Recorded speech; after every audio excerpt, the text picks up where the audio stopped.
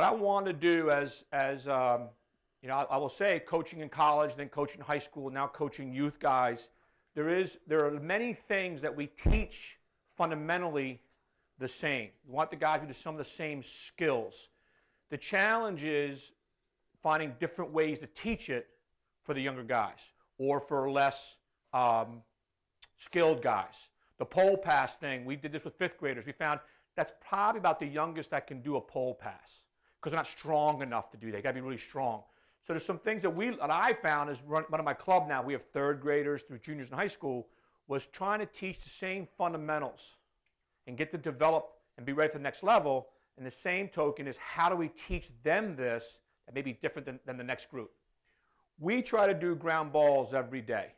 All right? I feel that you have to do some type of ground balls every day. It doesn't mean you have to do full contact ground balls. You don't have to be beating each other up. You can do ground ball work and not beat each other up. Some part of your practice has to incorporate ground balls. Last year for our club in February, we mandated every team had to do 45 minutes of stick work, and we saw a big difference in that. This year, I'm going to have them end every practice with ground balls. All right? The ground ball, what we want to do sometime individual. We always talk about the importance of ground balls, but we don't always do them enough.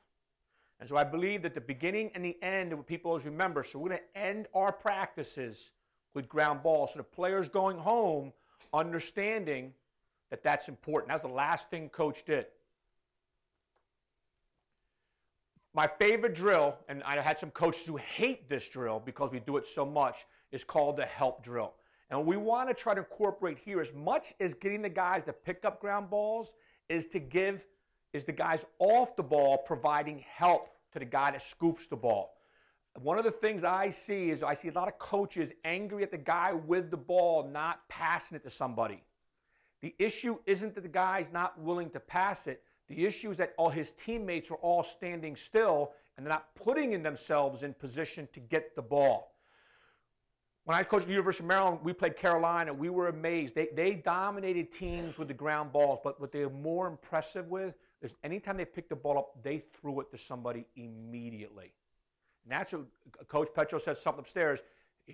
Their importance of getting the ball to your stick. I say that when I work with our little guys, get the ball to your stick, get the ball to your stick, get the ball to your stick, get the ball to your stick. We don't want the ball in anyone's stick. We want the ball in your stick, we want it out of your stick. We try to tell them you can't cradle. With the sticks today, you don't have to cradle a whole lot if nobody's on you, right? They're probably going to cradle once. But we keep on telling them we don't want any cradles. We don't want any cradles, all right? Well, there's a scoop. The cones are 5 yards apart. We have a scooper, a chaser, a helper. You drop, coach just drops the ball, rolls it towards him. Coach, you can't be behind the guy scooping because then he's the last guy to see the ball. This is a drill. You're not trying to have the chaser hack the ground ball guy. You want the guy scooping the ball just to know there's pressure if he doesn't get it, okay? The scoop runs through the ball, runs on an arc. What they're going to want to do is do a U-turn. Don't let your players do U-turns when they scoop the ball. They want to run a banana arc, not a U-turn. If they do a U-turn with a guy chasing them from behind them, he's closing that distance. After picking up the ground ball, what we want to do is separate ourselves from the chaser, right? Get away from him. It's amazing how little guys, when they get a little bit of pressure, they run right back into it. Why they run, they keep going in and in and in. The reason why is because they want to score a goal. And the closer they can get to their goal, the more chance they have to score. That's what they believe, right? So we've got to get them to run away from pressure. This helps a little bit.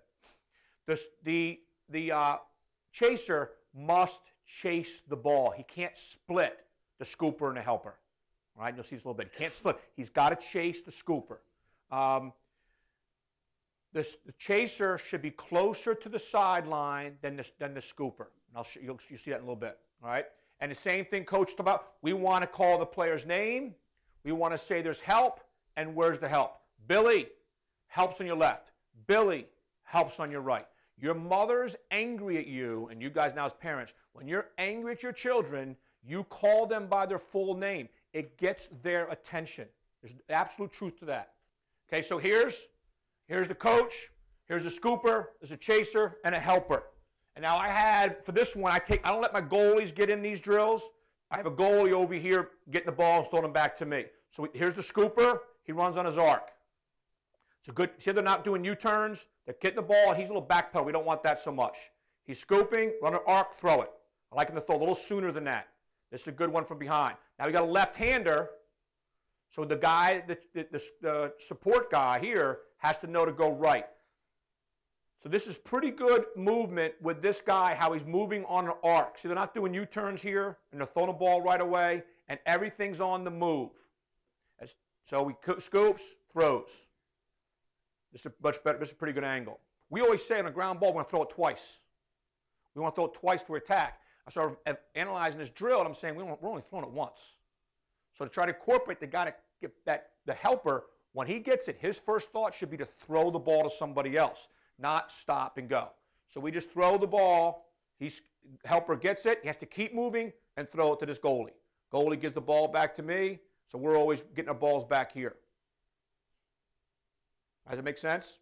Now, what we do, I didn't show it here in this drill, we do it this way for a while, and they get it. Then we do is we tell this guy to go the wrong way. So now the scooper has to scoop the ball, change hands, then turn. All right, so we'll tell everybody the helper's going the wrong way. So the scooper knows after he scoops, he's going to change hands with the stick in front of him. He's not picking the ball up doing this, and then changing hands here. He's scooping righty, switching lefty with his stick in front of him, then going on his arc. Once they get that down, then we tell the helper, you go wherever you want to go. You go left, you go right, but you need to communicate where you are. So now we're improving the listening skills of the scooper. So the progression is everybody goes to a strong hand, everybody goes to a strong hand, everybody goes to a strong hand. Then we tell everybody we're going to go the wrong way. Helper goes the wrong way, helper goes the wrong way. We got that down.